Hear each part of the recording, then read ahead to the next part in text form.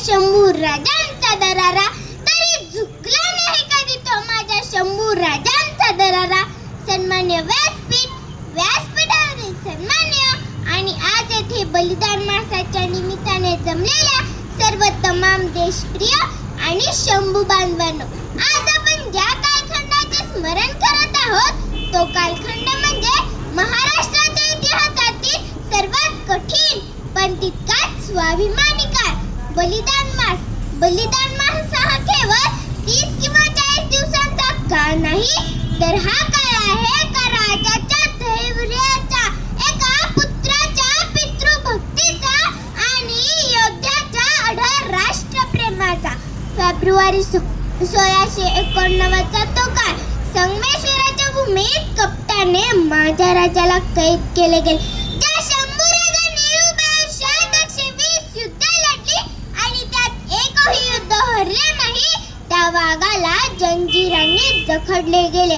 औरंगजेबाला वाटले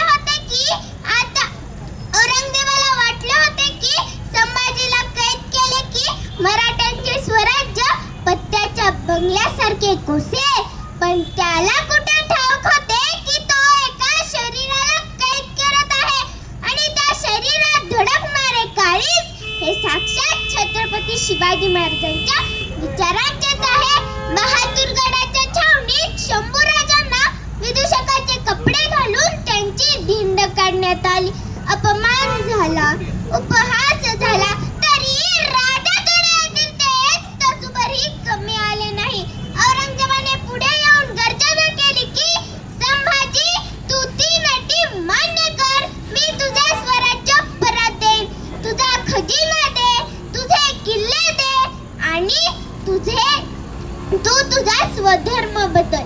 त्यावेळी रक्तलेल्या अवस्थेत माझे शंभू राजे हसले आणि गरजवले, औरंगजेबा, तुझे सारे साम्राज्य जरी माझ्या पायाशी लोळवले तरी मी माझा स्वधर्म आणि शिवरायांचे स्वराज्य सोडणार नाही. तुझी सारी संपत्ती माझ्या नखाची सर धरू शकणार नाही. नंतर सुरू झाला तो अमानुष छळाचा प्रवास, जो आजही ऐकून पाषाणालाही पाजरे फुटती. पहिली टाचणी टोचली की आपल्याला वेदना होते. विचार करा, माझ्या राजाची नखे उपटली गेली. ज्या डोळ्यांनी स्वराज्याची स्वप्ने पाहिली त्या डोळ्यात तापलेल्या लाल बुंद सळ्या फिरवल्या गेल्या. ज्या जिभेने संस्कृतीचे श्लोक शिकला आणि आज्ञा दिल्या ती जीभ मुळासकट उकडून टाकली.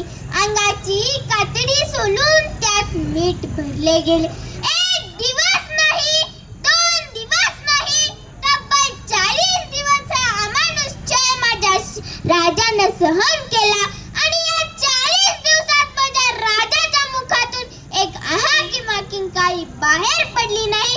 पडले ते फक्त रक्ताचे थेंब, जे या मातीत मिसळून उद्याचे मराठी क्रांतिकारकांचे स्फूर्ती बनले. फाल्गुन अमावास्येला वडुतुलापूरच्या तीरावर शंभूराजांचे देहावसान झाले. औरंगजेबाला वाटले होते की आता महाराष्ट्र शांत होईल, पण सर्व उलट झाले. शंभूराजांच्या बलिदानाने प्रत्येक मराठी माणूस पेटून उठला. घराघरात संभाजी जन्माला आला. औरंगजेबाने स्वप्न पाहिले होते पूर्ण हिंदुस्थानात जिंकायचे, पण त्याला याच महाराष्ट्राच्या मातीत 25 वर्ष संघर्ष करावा लागला आणि या 25 वर्षानंतरही त्याची कबरही याच महाराष्ट्राच्या मातीत खोदली गेली. हा विजय होता शंभूराजांच्या बलिदानाचा. मित्रांनो, आज आपण बलिदान मास पाळतो म्हणजे काय करतो? फक्त फोटोला हार घालतो म्हणजे भक्ती नाही. संकट कितीही मोठं असू दे, आपला स्वाभिमान आणि आपला विचार कधी विकायचा नाही. आजच्या तरुणाईला मी हाच संदेश देईन की व्यसनांच्या आहारी जाऊन आपले आयुष्य उद्ध्वस्त करू नका. ज्या मातीत शंभूराजांचे रक्त सांडले आहे त्या मातीची प्रतिष्ठा जपा. मी शेवटी एवढेच म्हणेन की सह्याद्रीच्या कुशीत आजच एकच गर्जना घुमते आहे.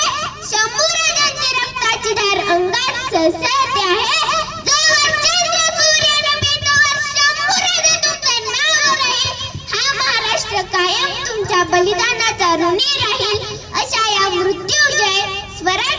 आमच्या धर्मवीर छत्रपती संभाजी महाराजांच्या चरणी मी माझे मस्तक टेकवते.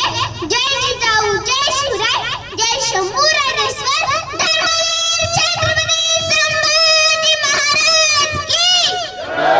मला इथे 2 शब्द बोलण्याची संधी दिल्याबद्दल मी सर्व संयोजकांचे आभार मानते. धन्यवाद.